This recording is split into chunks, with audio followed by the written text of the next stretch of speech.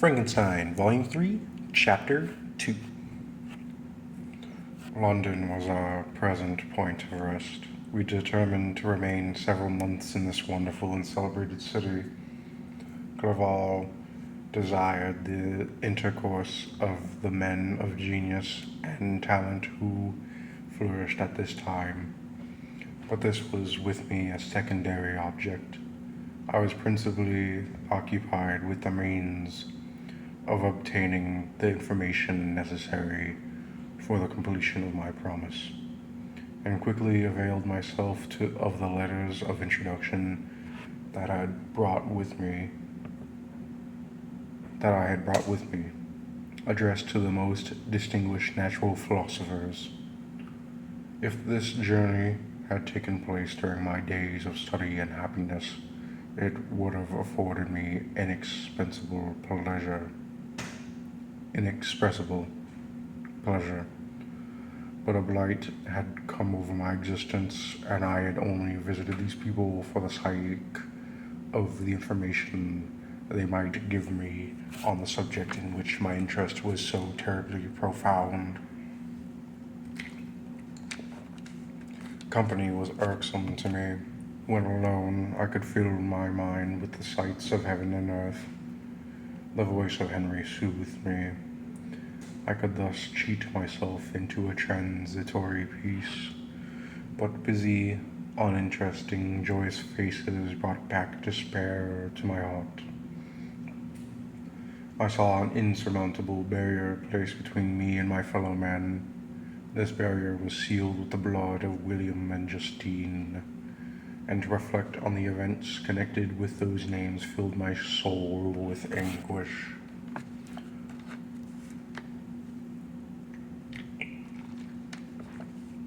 But in Clerval, I saw the image of my former self. He was inquisitive and anxious to gain experience and instruction.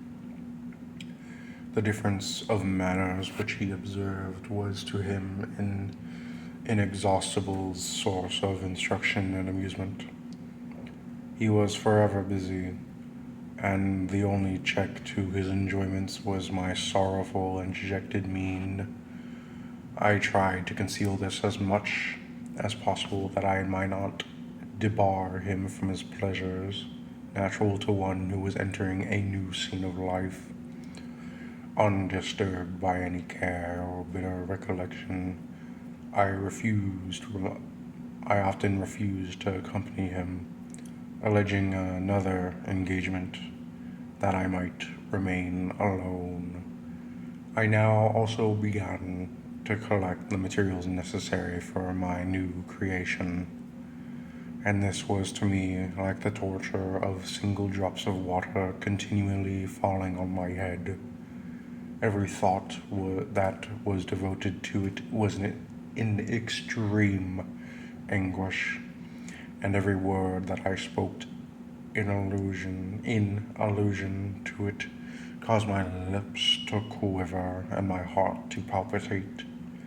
After some months in London, I received a letter from a person in Scotland who had formerly been our visitor at Geneva. He mentioned the beauties of his native country and asked if those were not sufficient allurements to induce us to prolong our journey as far north as Perth, where he resided. Clerval eagerly desired to accept this invitation, and I, although I abhorred society, wished to view again the mountains and streams and all the wondrous works with which nature adorns her chosen dwelling places. We had arrived in England at the beginning of October, and it was now February. We accordingly determined to commence our journey towards the north at the expiration of another month. In this expedition,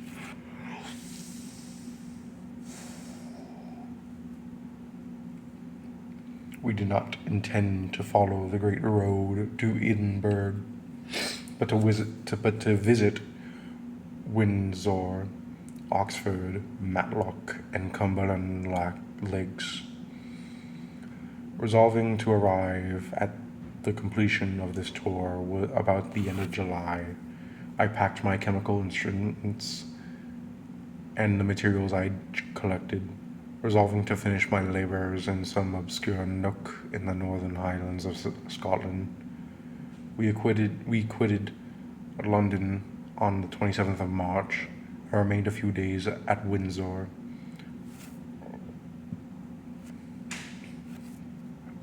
rambling in its beautiful forest. This was a new scene to us mountaineers. The majestic oaks, the quantity of game, and the herds of stately deer were all novelties to us. From thence we proceeded to Oxford. As we entered the city, our minds filled with the remembrance of the events that had been transacted there more than a century and a half before. It was here that Charles I had collected his forces. This city had remained faithful to him after the whole nation had forsaken his cause to join the standard of Parliament and liberty. The memory of that unfortunate king and his companions, the amiable Falkland, the insolent Gower, his queen and son, gave a particular interest to every part of the city which they might be supposed to have inhabited. The spirits of elder days found a dwelling here, and we delighted to trace its footsteps. If these feelings had not found an imaginary gratification, the appearance of the city had yet in it itself sufficient beauty to obtain our admiration. The colleges are ancient and picturesque. The streets are most magnificent, and the lovely Isis, which flows beside it through meadows of exquisite verdure, is spread forth into a placid expanse of waters, which reflects its majestic assemblage of towers and spires and domes, embossed among aged trees. I enjoyed this scene, and yet my enjoyment was embittered both by the memory of the past and the anticipation of the future. I was formed for peaceful happiness. During my youthful days, discontent never visited my mind, and if I was ever overcome by ennui, the sight of what is beautiful in nature, or the study of what is excellent and sublime in the productions of man, could always interest my heart and communicate elasticity to my spirits. But I am a blasted tree. The bolt has entered my soul, and I felt then that I should survive to exhibit what I shall soon cease to be, a miserable spectacle of wretched humanity, pitiable to others and abhorrent to myself. We passed a considerable period at Oxford, rambling among its environs, and endeavoring to identify every spot which might relate to the most animating epoch of English history. Our little voyages of discovery were often prolonged by the successive objects that presented themselves. We visited the tomb of illustrious Hampden and the field on which that patriot fell. For a moment my soul was elevated from its debasing and miserable fears to contemplate the divine ideas of liberty and self-sacrifice, of which these sites were monuments and the remembrances urns. For an instant I dared to shake off my chains and look around me with a free and lofty spirit, but the iron had eaten into my flesh, and I sank again, trembling and hopeless, into my miserable self.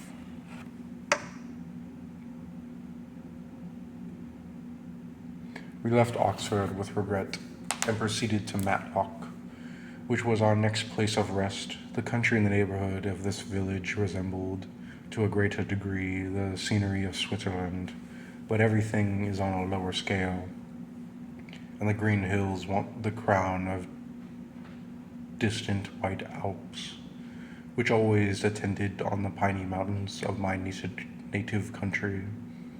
We visited the wondrous caves and the cabinets of natural history, where the curiosities are disposed in the same manner as in collections of Servox and Charamonts. The latter name made me tremble when pronounced by Henry, and I hastened to quit Matlock, with which that terrible scene was thus associated. From Derby, still journeying northward, we passed 2 months in Cumberland and Westmoreland.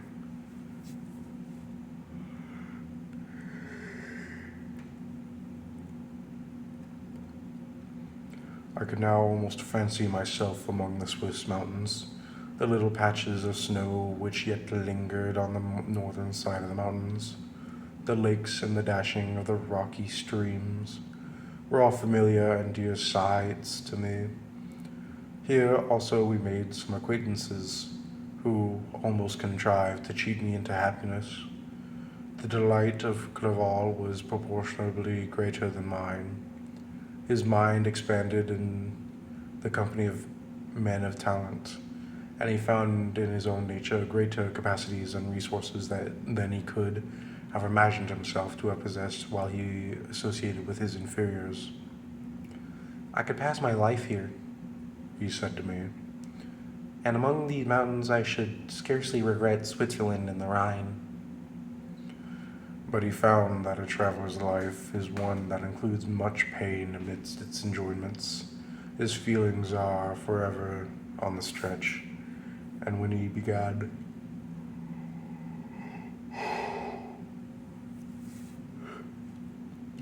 begins to sink into repose, he finds himself obliged to quit on which he rests in pleasure for something new, which again engages his attention, and which also he forsakes for other novelties. We had scarcely visited the various lakes of Cumberland and Westmoreland, and conceived an affection for some of the inhabitants, when the period of our appointment with our Scotch friend approached, and we left them to travel on. For my own part, I was not sorry. I had now neglected my purpose for some time, and I feared the effects of the demon's disappointment. He might remain in Switzerland and wreak his vengeance on my relatives. The idea pursued me and tormented me at every moment from which I might otherwise have snatched repose and peace. I waited for my letters with feverish impatience. If they were delayed, if I was miserable and overcome by 1,000 fears. And when they arrived, I saw the superscription of Elizabeth or my father. I hardly dared to read and ascertain my fate. Sometimes I thought that the fiend would follow me and might expedite my reminiscence by murdering my companion. When these thoughts possessed me, I would not quit Henry a moment, but I followed him as his shadow to protect him from the fancied rage of his destroyer. I felt if I had committed some great crime, the consciousness of which haunted me. I was guiltless, but I had indeed drawn down a horrible curse upon my head, as mortal as that of crime. I visited Edinburgh with languid eyes and mind, and yet that city might have interested the most unfortunate being. Clerval did not like it so well as Oxford, for the antiquity of the latter city was much more pleasing to him. But the beauty and regularity of the new town of Edinburgh, its romantic castle and its environs, the most delightful in the world, Arthur's Seat, St. Bernard's Well, and the Pentland Hills, compensated him for the change, and filled him with cheerfulness and admiration. But I was impatient to arrive at the termination of my journey. We left Edinburgh in a week, passing through Coupar, St. Andrews, and along the banks of the Tay to Perth, where our friend expected us. But I was in no mood to laugh and talk with strangers, or enter into their feelings or plans with the good humor expected from a guest, and I accordingly told Clerval that I wished to make the tour of Scotland alone. Do you? I said. Said I. Enjoy yourself, and let this be our rendezvous. I may be absent a month or two, but do not interfere with my motions. I entreat you, leave me to peace and solitude for a short time, and when I return, I hope it will be with a lighter heart, more congenial to your own temper. Henry wished to dissuade me, but seeing me bent on this plan, ceased to remonstrate. He entreated me to write often. I would rather be with you, he said, in your solitary rambles than with these Scotch people, whom I do not know. Hasten then, my dear friend, to return, that I may again feel myself somewhat at home, which I cannot do in your absence. Having parted from my friend, I determined to visit some remote spot of Scotland and finish my work in solitude. I did not doubt that the monster followed me and would discover himself to me when I should have finished, that he might receive his companion. With this resolution, I traversed the northern highlands and fixed on one of the most remotest of the Orkneys as the scene of labors. It was a place fitted for such a work, being hardly more than a rock, whose higher sides were continually beaten upon by the waves. The soil was barren, scarcely affording pasture for a few miserable cows and the oatmeal for its inhabitants, which consisted of 5 persons, whose gaunt and scraggly limbs gave tokens of their miserable fare.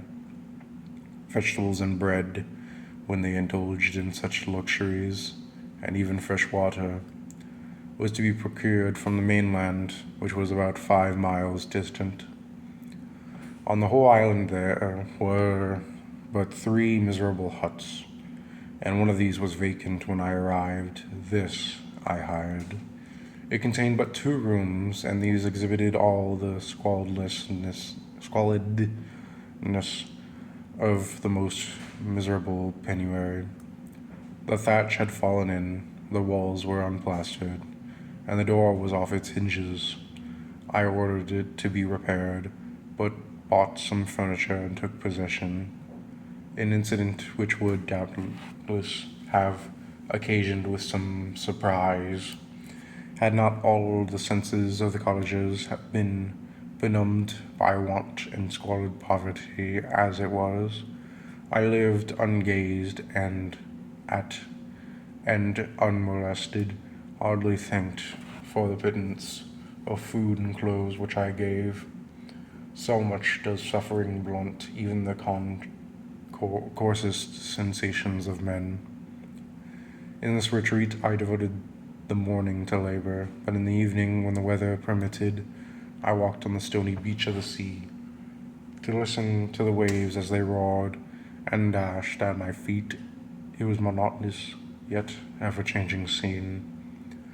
I thought of Switzerland. It was far different from this desolate and appalling landscape. Its hills are covered with vines, and its cottages are scattered thickly in the plains.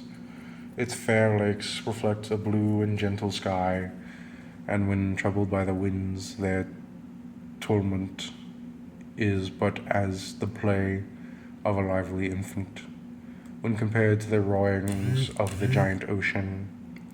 In this manner I distributed my occupations when I first arrived, but as I proceeded in my labor, it became every day more horrible and irksome to me. Sometimes I could not prevail, on myself to enter my laboratory for several days, and at other times I toiled day and night in order to complete my work. It was indeed a filthy process in which I was engaged. During my first experiment, a kind of enthusiastic frenzy had blinded me to the horror of my employment. My mind was intently fixed on the sequel of my labor, and my eyes were shut to the horrors of my proceedings. But now I went to it in cold blood, and my heart often sickened at the work of my hands. Thus situated, employed in the most detestable occupation, immersed in a solitude where nothing could for an instant call my attention from the actual scene in which I was engaged, my spirits became unequal.